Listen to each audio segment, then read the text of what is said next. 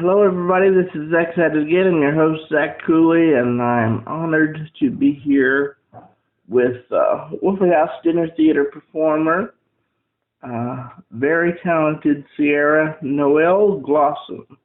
She is one of the cast members of Christmas Carol, which is my favorite story of all time. She did the Wohlfahrt Haus Christmas Carol, which presents a nice twist on it, and we're going to talk about that a little later.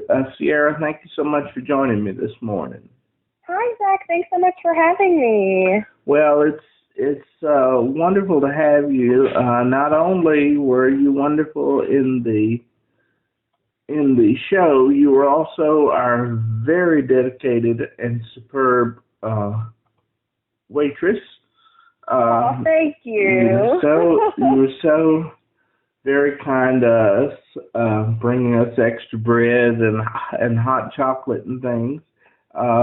My daughter instantly fell in love with you. She said she was precious. She said that's the best waitress we've ever had anywhere, and she just that's so sweet. That extra hot chocolate really did the trick for her. Yeah, and I'm glad. And we had a wonderful time. We were celebrating the birthday of a friend of mine who's a former employee of Wohlfahrt Haus, and she actually is responsible for me doing my first professional review there at Wohlfahrt Haus 16 years ago. So, wow. I go way back with George Bailey, and I'm so glad that he's at the top now because he is so talented. He is where he is needed to be all along, and we're so fortunate to have him running the place. He'll keep it alive another 50 years easy. Yeah, he's Superman. Yes, he is. He wears all the hats in the world. So that's one of the first things I was going to ask you. You know, you are trained as an actress and a singer, and do you find it very difficult to juggle having to be a server as well as a performer? Is it? Well, last time I was here, I was very intimidated about serving, so I just hosted when I was here 2 years ago in 2021 at Christmas in the Mountains. Right. But when I was coming back, because I was in Fiddler on the Roof before Wohlfahrt Haus Christmas Carol, I told myself, I was like, I think I would enjoy it, because I used to work retail a lot, and I enjoy getting to know the guests before the show. It kind of gives you a different kind of energy when you know who you're performing for. I would imagine so, yes.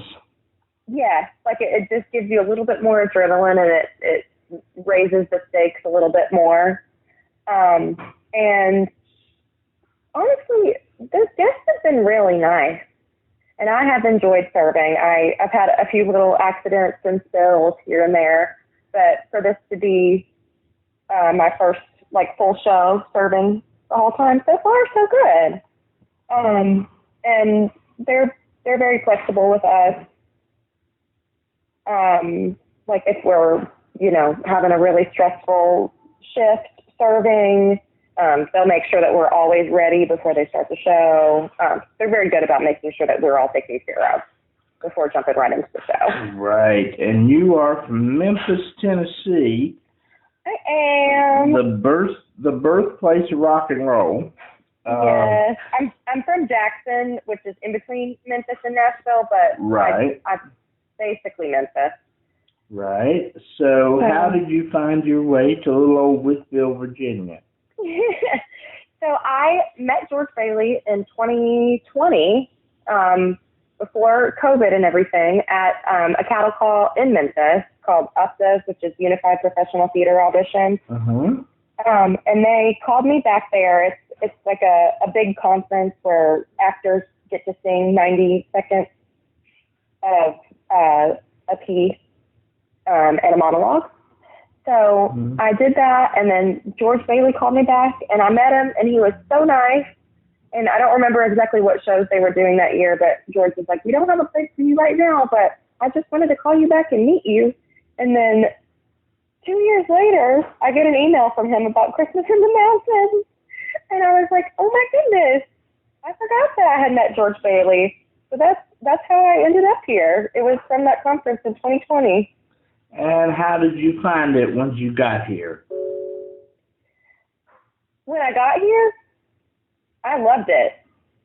You loved Westville. Good for you. I love it. It's so pretty. I'm from Tennessee, so it's not quite as pretty. So I love the mountains. West Tennessee, so it's not very pretty. I mean, it's a pretty thing, but it doesn't have any mountains. I've always loved mountains, and Westville is such a sweet town. It reminds me of where my grandparents used to live, and it just has a really nice small town community vibe, which I love. And it's grown a lot since I was here last time. There was new businesses all over the place. But I was so charmed when I came, and it was in October when I first arrived, so the leaves were changing. It was so pretty. So yeah, I was in love with Westville when I came in. Well, I'm very glad to hear that. Your generous personality fits right in with the people of Westville, and thank you, Zach. We're glad to have you anytime you'll come. And certainly your talent is enjoyable for people on stage. I want to say before I get into Christmas Carol that my wife is a singer, is a wonderful singer. And being a critic for almost 20 years, you develop a pretty good ear, even though I have no musical talent whatsoever.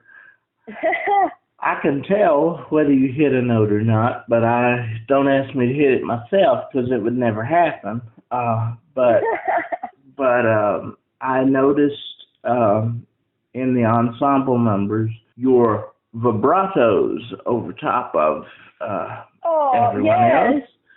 So, and I could tell that was you. So, could you go into a little bit of your training as a singer? Yeah, I love to sing. I like to sing, act, and dance, but singing has always been my first love out of the three. I went to college in Wisconsin for musical theater, so I did a lot of training there. But I've always loved adding little harmonies here and there if I can, and luckily here there's a little bit of collaboration with that with our music director Karen. So I kind of was like, can I just play around a little bit on these little parts in the ensemble, and if you don't like it, you can tell me not to do it. And she was like, love it, you can keep it. So she kind of let me add a few higher harmonies that are from the Muppet Christmas Carol version, because I love the Muppet Christmas Carol. I grew up with it, so I knew a lot of those little Muppet harmonies by heart, and they were just coming out of me. So luckily Karen was like, you can keep them. Well, I know Karen very well. She is the music director at my daughter's preschool at St. John's, which it's been a long time since she's been in preschool, but I remember her very well from that. And I know her family, her husband's family very well. And we were definitely going to get into that because A Christmas Carol is my favorite piece of literature of all time. Not just favorite holiday piece, but favorite piece ever. It's probably the first book I ever read all the way through. And I just adore it. My mother got me into Christmas Carol.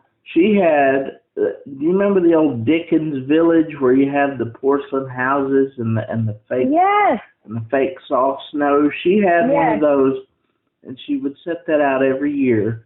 And because I have been and still am a Mickey Mouse nut, she recorded Mickey's Christmas Carol for me on VHS, and I used to watch it year round. I mean, I just absolutely loved it. So from there, I got into all the different versions. And then when I was older, I read the book, and I would watch each version and critique. Well, this one did this by the book, and this one didn't do this, and this one veered this way. So, like you said, seeing all those different versions you develop your favorite. And one of my favorites is certainly the Muppet Christmas Carol, because who doesn't love the Muppets and who doesn't love Christmas Carol? So yeah, I agree. So I knew those songs, and I could picture Kermit bopping up and down the street with Robin as you all were singing them, And Yes. so I'm very picky when somebody differentiates from the actual text. So when I knew that it was going to be a twist to it, I was going, oh, I don't know about this. But the way he put in the numbers from all the ones that I knew, the Albert Finney Scrooge and the Muppet Christmas Carol, it was just brilliant. It was like George was putting in each of my favorite pieces from all the different shows, and it was just wonderful the way he did that. Yeah. And it really sparked a lot of good memories from all the different ones. As I said, I could hear your vibratos on some of those numbers. And what was your favorite parts of that show? I loved the dancing in the show, so I would probably say Fezziwig's Ball. I loved that number. It's just so fun. It has us in these beautiful dresses. Yes, the costumes were outstanding. George and Piper, his daughter Piper, who I remember when she was about 2 years old, and George used to have her on stage on his hip, and now she's designing costumes, and she's taller than he is, and I mean those costumes were fantastic, absolutely fantastic. They were. We loved them, and I mean just beautiful, and the Fezziwig ball scene always, whether you're looking at it, a cartoon version or whatever, it always looks like so much fun. So I'm guessing you're telling me that it's every bit as much fun as it looks. It really is. It is. We have so much fun doing that number. And I think it's so important, too, because it's representative of how happy Scrooge used to be when he was in love and, let himself enjoy life a little bit more. Right. So, and I'm so to tell that story. Yes. I'm so glad that you brought up that point, because I want to see if you agree with me on this. Everybody says that in the beginning, Scrooge was as horrible as you could get. There was just nothing redeemable about him. But I disagree with that, because when Bob Cratchit leaves, he says, even though he doesn't want to, he says, I suppose you must have the whole day. So there is something, and Bob didn't fight him on it or anything. So there was something in him from the very beginning that let him say, okay, you can have this day off with pay. Yeah. And I don't think most people catch that. Yeah. No, I agree with you. That's a really good point. I think he let himself get so greedy over his years that he tried to cover up the fact that he had a heart, but I do think it was in there. Yeah, and obviously he was redeemable, or Marley wouldn't have wasted time sending the other spirits to exactly. Why would we waste an intervention on somebody that wouldn't change? And another thing too, in the very beginning, the line is every idiot that goes. The original line is every idiot that goes about with Merry Christmas on his lips should be boiled in his own pudding and buried with a stake of holly through his heart. And Nick kind of revamped that line. Every idiot that goes about with Merry Christmas on his lips should be silenced, I think is what he said. So I noticed that they kind of toned that down, probably for family audiences. They might have thought that was a little bit too sharp. Yeah, I didn't notice that, but I think you're probably right. I think it might have, gotten toned down a little bit. So how big a fan are you of A Christmas Carol and the different versions? You said you were a big fan of the Muppet version. Are there Yeah, any? I'm a huge fan of the Muppet version. Growing up, I would watch it every Christmas Eve with my family. Mm-hmm. So I can quote that one backwards and forwards. Yep, me so too. that one's probably my favorite. And people think if you haven't seen it, oh, it's the Muppets, it's not that sweet, but it does make you cry. Oh, the well. Muppets one is so good. The acting is amazing. Anybody that would say it's Muppets is not that good truly has no idea how great the Muppets are. It's so good. And it's so sweet, like the little Tiny Tim Frog. Yeah, he was actually a real character. That was Kermit's nephew, Robin. Oh, and he was in other. I did not know that. He is so cute. He was in other Muppet things, yes. And I love Miss Piggy as Emily Crackton. Yeah, that was just perfect. and that's the first time you ever hear Mrs. Cratchit have a first name. And I'm not sure, but I think it's wonderful because my wife's name is Emily, so I think it's wonderful. But that's the only time you see that, and that was the first project that was done right after the death of Jim Henson. Jim Henson died in 1990, and his son Brian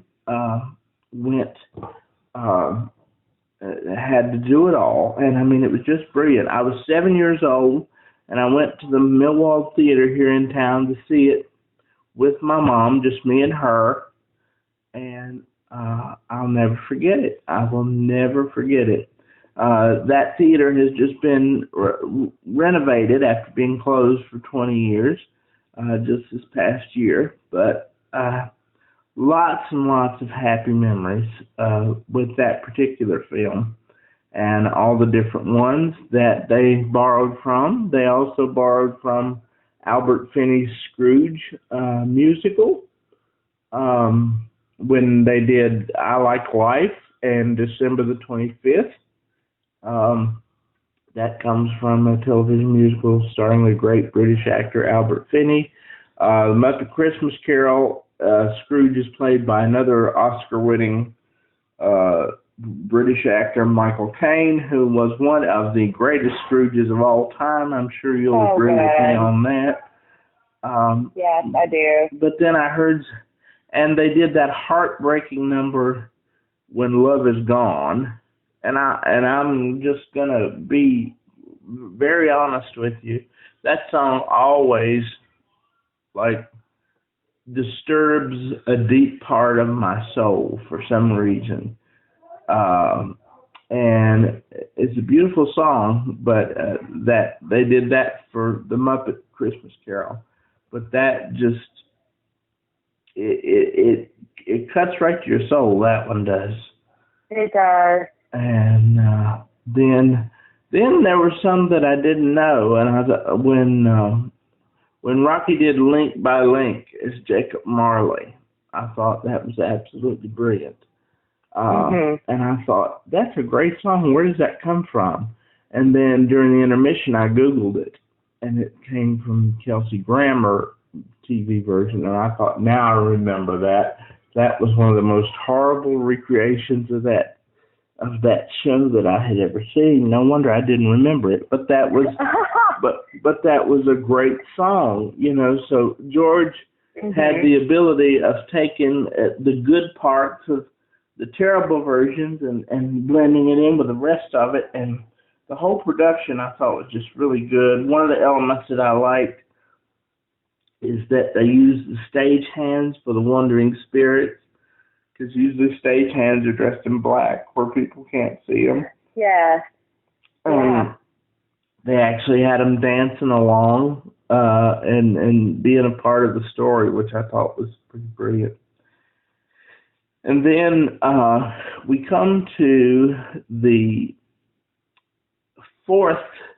This is about the only version where Scrooge is visited by a fourth spirit, which is The Angel of the Lord, which tells the story of Christmas in a very beautiful manner, I may add. We have Donnie Bales, who is the director at the Millwall, narrating One Solitary Life, and you get some of the most beautiful traditional carols that we have: O Little Town of Bethlehem, Silent Night, Away in a Manger. Did you enjoy singing those? Oh, yeah. Yeah, I love Christmas carols and church hymns. Yes, Yeah. I love that. And it's very sweet to be doing the Nativity and looking out into the audience and seeing how much it means to the community, and especially to the sweet older demographic that comes to the theater a lot. You can just see how much it means to them. And one lady the other day, I could see her wiping her eyes. It just brought her to tears, and I was like, oh. Mm-hmm. It does. You know, what makes it all worth it, you know? It does, and you do get teary-eyed.